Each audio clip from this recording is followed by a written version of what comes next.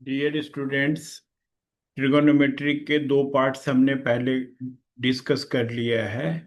अभी तक हमने क्या क्या किया है? ट्रिगोनोमेट्रिक रेशियो, अगर कोई भी जैसे साइन दिया हुआ है, कोसाइन दिया हुआ है, टेंजेंट कैसे निकालना है, कोटेंजेंट, ये इसके बारे में जो एक्सरसाइज 8.1 था। दूसरी वीडियो में trigonometric ratio of 0 degree, 30 degree, 45 degree, 60 degree और 90 डिग्री बताया। अब हम क्वेश्चन सॉल्व करेंगे। एक्सरसाइज 8.2, क्वेश्चन नंबर 1 में 5 पार्ट। तो आपने क्या करना है, जैसे कोई स्क्वायर में दे रखा है तो कॉस 60 का होल स्क्वायर कर देंगे, कोई क्यूब में दे रखा है तो वो हम उसको उस हिसाब से करेंगे। टेबल हमारे सामने होना चाहिए। कैसे टेबल बनाना है वो मैं आपको बता दिया हूँ। ठीक है, टेबल आप जब भी पेपर देंगे या जब भी आप क्वेश्चन सॉल्व कर रहे हैं एक टेबल बना लेंगे आप। तो अब जैसे टेबल कैसे बनाएंगे फिर से मैं बता देता हूँ। 0 degree, 30 degree, 45 degree, 60 degree, 90 degree. 0 1 2 3 4, 4 से सबको डिवाइड कर देंगे। फिर से बता रहा हूँ। तो ये अंडर रूट सबका, ये जो वैल्यू आएगी ये साइन का वैल्यू। 0 1/2, 1/√2, √3/2 और 1। जब कॉस का करेंगे तो ये यू टर्न, यू टर्न मतलब जैसे पहले 1, फिर √3/2, फिर 1/√2, फिर 1/2, 0। टेन होता है साइन बाय कॉस। ये कैसे होता है? जैसे टेन थीटा होता है P/B। टेन थीटा क्या होता है? P/B। तो दोनों को H से डिवाइड कर दो, इसको भी H से डिवाइड कर देंगे और इसको भी H से डिवाइड कर देंगे। तो क्या आ जाएगा? P/H होता है साइन थीटा और B/H होता है कॉस थीटा। तो इसीलिए दोनों को डिवाइड कर देंगे तो ये 0, ये 1/√3, ये 1, ये √3 और ये नॉट डिफाइंड एंड डी या इनफाइनाइट। बाकी आपको बता दिया हूँ, कॉसेक साइन का उल्टा होता है, कॉस सेक कॉस का उल्टा होता है और कॉट टेन का उल्टा होता है। तो अब क्वेश्चन 1 में कई सारे पार्ट हैं, तो ये सब आप ट्राई कर लोगे, हो जाएगा। हम फिफ्थ पार्ट सॉल्व करते हैं। फिफ्थ पार्ट, फर्स्ट का fifth part. 5 cos² 60 degree, 5 cos² 60 degree plus 4 sec² 30 degree minus tan² 45 degree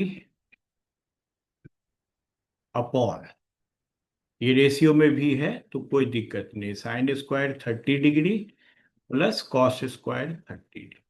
ठीक। अभी क्या समझाया था आपको कि आपने क्या कर, ये फिफ्थ पार्ट है बेटा।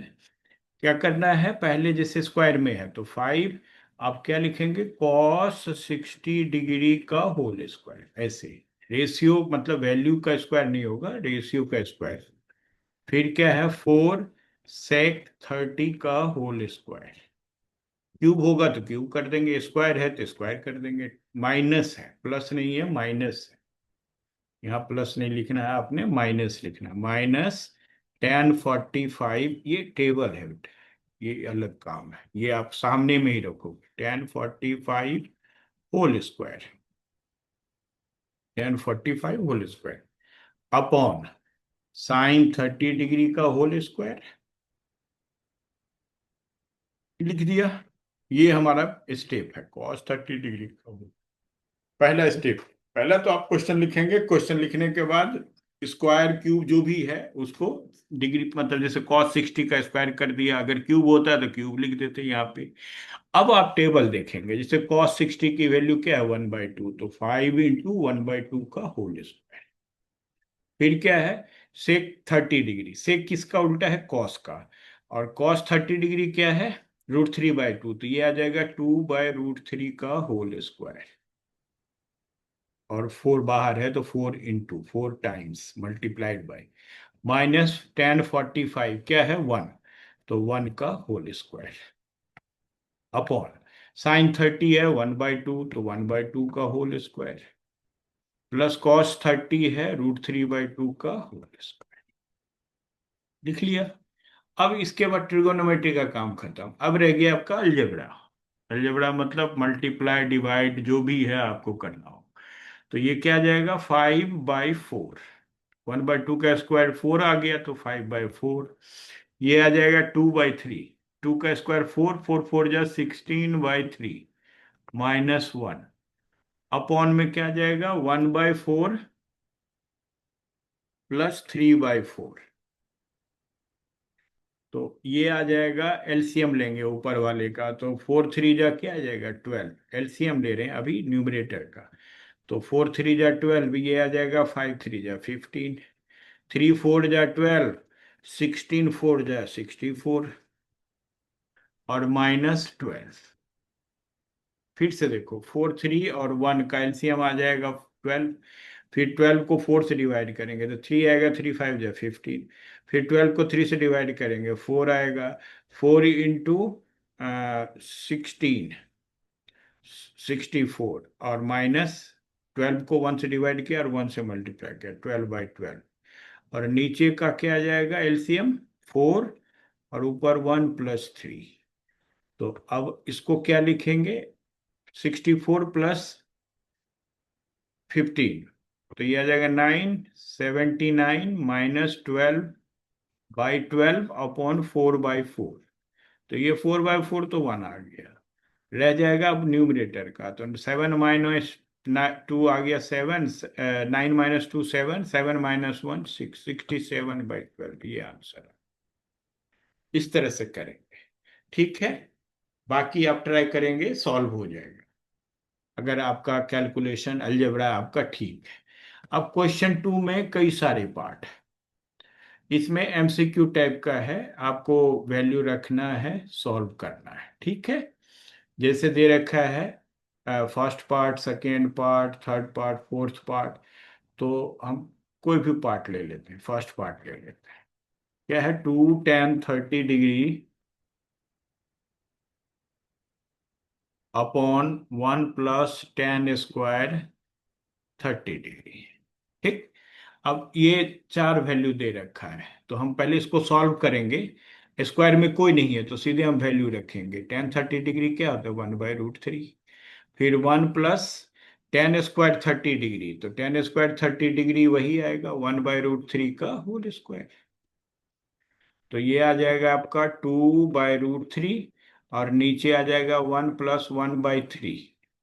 तो ये आ गया, नीचे का एलसीएम ले लेंगे तो 3 + 1 4/3 आ जाएगा, 2/√3 और ये आ गया 4/3। अब इसको सॉल्व कैसे करते हैं, ये होता है जैसे 2/√3 आया इंटू 3/4।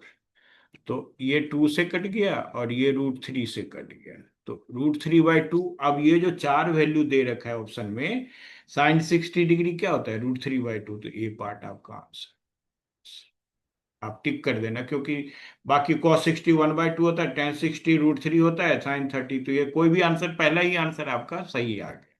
इसी तरह से सेकेंड पार्ट, थर्ड पार्ट और फोर्थ पार्ट सॉल्व करेंगे तो आपका हो जाएगा सॉल्व। Question number 3। इसमें क्या है, आपको ए और बी की वैल्यू निकालना है। किसकी वैल्यू निकालना है, ए और बी की वैल्यू। क्या दे रखा है, tan A + B = √3। तो यहां से A + B, अब देखेंगे tan√3। यहाँ देखो tan√3 कहाँ है, 60 डिग्री में, तो हम नीचे क्या लिखेंगे, यहाँ पे लिख देंगे tan 60 डिग्री। तो A + B की वैल्यू आ जाएगा 60 डिग्री। ठीक, समझ में आ रहा है।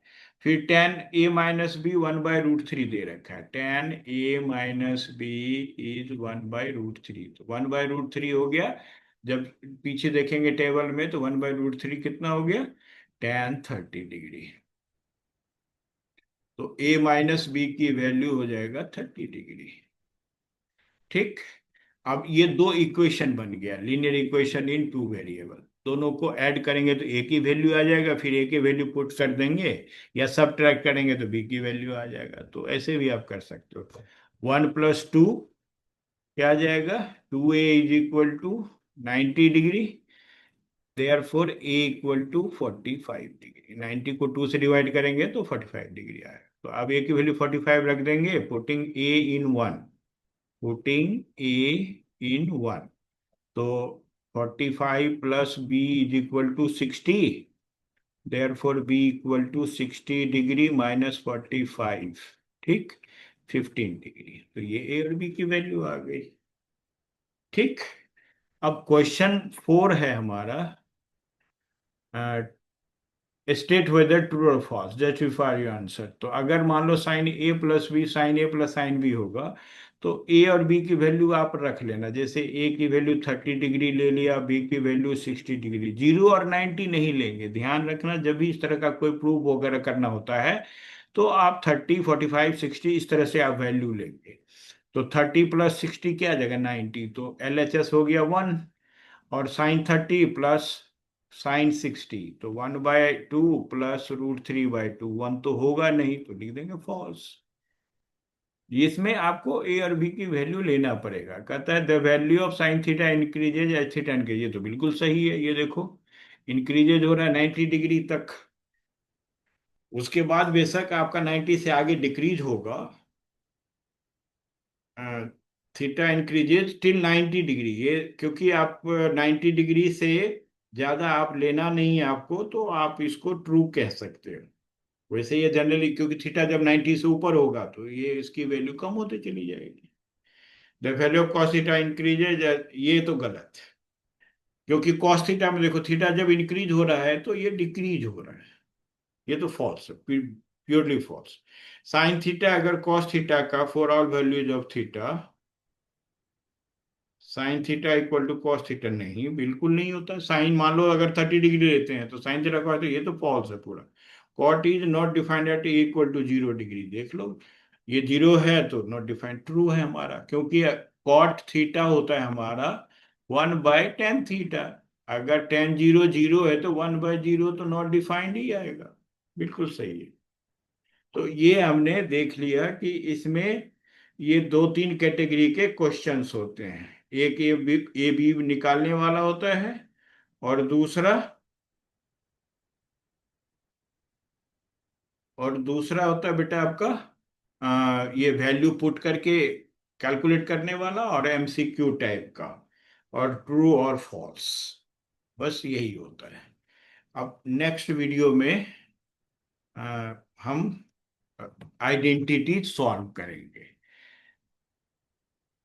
आप सभी को कृष्णा ट्यूटोरियल्स में स्वागत है बेटा। हमारा जो यूट्यूब चैनल है उसका नाम कृष्णा ट्यूटोरियल्स है। मैं सिंह सर आपको मैथ करवाऊंगा 9, 10th, 11th, 12th, और फिजिक्स करवाऊंगा 9, 10th, 11th, 12th। Thank you बेटा।